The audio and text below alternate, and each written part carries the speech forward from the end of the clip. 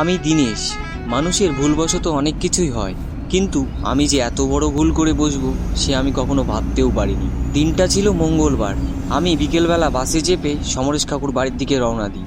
বাসটা পুরো ফাঁকা, প্যাসেঞ্জার নেই বললেই চলে। সত্যি অনুপমাকে নিয়ে আর পারা যায় না। বললাম সমরেশ কাকুর বাড়িতে গিয়ে একটু ঘুরে আসতে, কাকিমার শরীরটা খারাপ। তার হলো না, অনুপমা আমাকেই পাঠিয়ে দিল, বলল আমার কাজ আছে। কি আর বলবো, কিন্তু কাকিমার হঠাৎ কি হলো? দুদিন আগে ফোন করলাম, তখন তো সব ঠিকই ছিল, বলল আমরা সবাই ভালো আছি। তাহলে কি হলো আবার?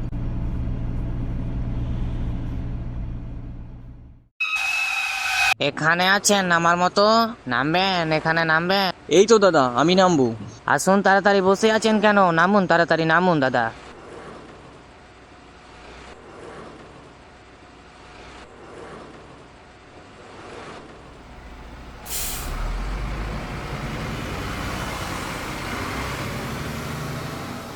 সন্ধ্যা তখন নেমে আসছে। সমরেশ কাকুর বাড়ির ওখানটায় গিয়ে দাঁড়িয়ে যেই উপরের দিকে তাকাই, তখন দেখি এটা মেঘের কি রকম রং। অস্ত যাওয়া সূর্যের আলোয় মেঘগুলো রক্তরাঙা হয়ে উঠেছে, যেন কেউ লাল গোলাপি রং মাখিয়ে দিয়েছে মেঘের গায়ে। আর পাখিরা সব নিজের নিজের বাসায় ফেরত যাচ্ছে। এই সব দেখে আমি চেয়ে আছি আকাশের দিকে। দিনেশ, আয় বাবু আয়, ভিতরে আয়। ওখানে দাঁড়িয়ে আছিস কেন? কাকু, মেঘের এই রকম রং লাগছে কেন? এখানে সন্ধ্যাবেলা মেঘের রং এরকমই হয়। তখন ওখান থেকে গিয়ে ঘরের ভেতর প্রবেশ করি আর খাটের উপর বসি। কাকু, কাকিমা কি রকম আছে? আর পাপাই কোথায়? তোর কাকিমা এখন ভালোই আছে। আর পাপাইয়ের কথা বলছিস? পাপাই খেলতে গেছে, এখনই চলে আসবে। কাকু, কাকিমা এখন কোথায় আছে? দেখলে একটু ভালো লাগতো আর কি। কাকিমার শরীরটা তো খারাপ। তোর কাকিমা ডাক্তার বাড়ি গেছে, ওখান থেকে ওষুধপত্র নিয়ে আবার পাপাইয়ের দাদু বাড়ি যাবে, আস্তে আস্তে কাল সকাল। ও, এবার বুঝলাম। মনে করলাম কাকিমাকে একটু দেখবো, তার হবে না। বলছি দিনেশ, আজ রাতটা আমাদের বাড়ি থেকে যা, কাল সকালে তোর কাকিমার সাথে দেখাও হয়ে যাবে। ও, তা বললে কি করে হয়? সকাল 10টায় আমার কাজে যেতে হয়। সে ঠিক আছে, সকালবেলা এখান থেকেই খাওয়া দাওয়া করে বেরিয়ে পড়বি কাজের জন্য। আচ্ছা বাবা, ঠিক আছে, কাকিমাকে দেখে তবেই যাব। সরে যাও আমার কাছ থেকে, ছেড়ে দাও আমায়, ছেড়ে দাও, আমায় ছেড়ে দাও, আমার কাছ থেকে সরে যাও। তারপর পিছন দিকে তাকিয়ে সমরেশ কাকু দেখি কি যেন বিড়বিড় করে বলছে। আমি তখন সমরেশ কাকুকে বললাম, কি হয়েছে কাকু? কিছু কি হয়েছে? ছেড়ে দাও। হ্যাঁ, না না, কিছু হয়নি তো, চল খেয়ে নিবি। ঠিক আছে চলো। তখন আমার মনে খটকা লাগলো, কিছু তো একটা লুকোচ্ছে সমরেশ কাকু আমার থেকে। কাকু, পাপাই আসলো না তো এখনো? আরে, আমি তো ভুলেই গিয়েছিলাম, পাপাই তোর কাকিমার বাড়ি গেছে, আজকে ফিরবে না। চল খাবি, চল, তোর কাকিমা আজ ইলিশ মাছ রান্না করে গেছে। তবে তাই চলো, জমিয়ে খাবো একসাথে।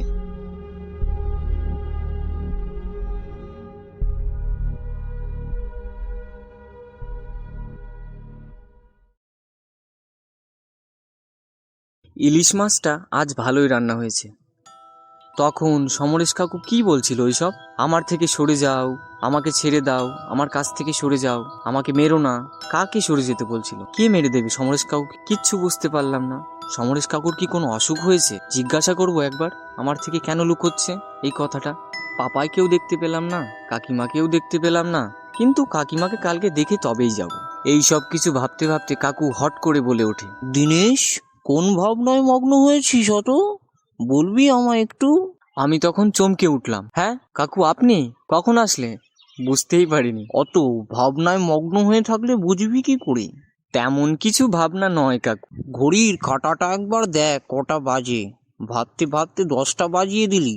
ঘুমিয়ে পড় তাড়াতাড়ি, আমার খুব ঘুম পাচ্ছে এখন, আমি আসছি।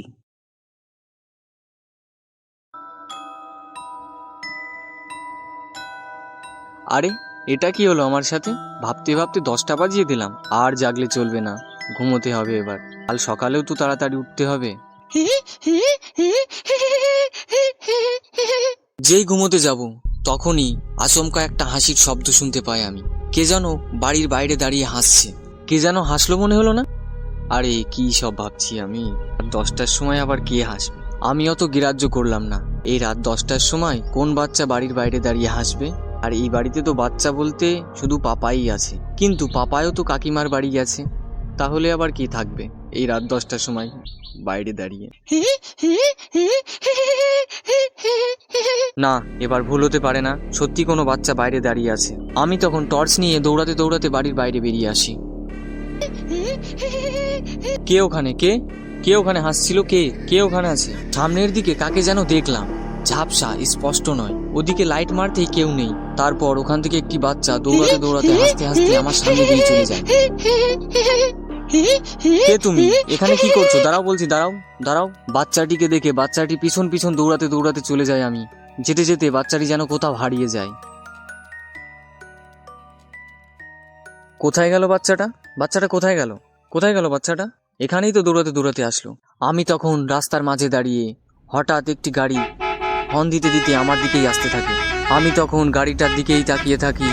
ওখান থেকে তখন আর সরে যেতে পারছি না, যেন মাটিটা কামড়ে ধরে রেখেছে আমার পাগুলোকে।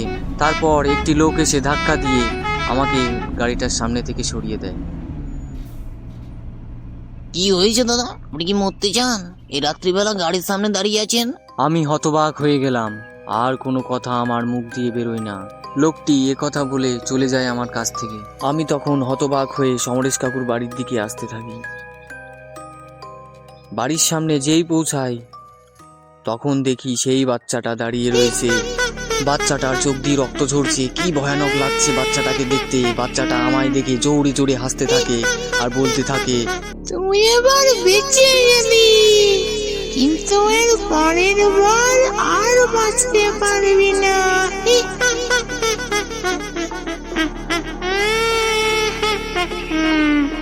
তখন আমি ভয়ে দৌড়াতে দৌড়াতে ঘরের মধ্যে ঢুকে পড়ি আর সমরেশ কাকুকে ডাকতে থাকি। কাকু, ও কাকু কোথায় গেলে? কাকু, সমরেশ কাকু কোথায় গেলে? ও কাকু। ডাকতে ডাকতে সমরেশ কাকু শোবার ঘরের মধ্যে চলে যায়। ওখানে গিয়ে দেখি সমরেশ কাকু ঘরে নেই। তখন আমার ভয়ে থর থর করে হাত পাগুলো ঠান্ডা হয়ে যায়, কাঁপতে থাকে। আমি তখন বুঝতে পারি না কি করব। কাকু আবার কোথায় গেল? আমার সাথে এরকম কেন হচ্ছে? তারপর হাঁটতে হাঁটতে পাশের ঘরে গিয়ে দেখি সমরেশ কাকু পিছন দিকে ঘুরে রয়েছে আর সেই তখনকার মতো কি সব বিড়বিড় করে বলছে। কাকু, ও কাকু কোথায় গিয়েছিলে? আমি তোমাকে খুঁজে বেড়াচ্ছিলাম। আমার সাথে কি সব ঘটনা ঘটছে?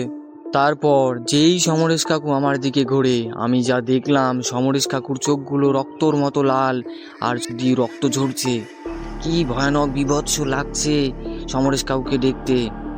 কাকু, এটা কি হয়েছে আপনার সাথে? না না, এটা কাকু হতে পারে না, কিছুতেই হতে পারে না।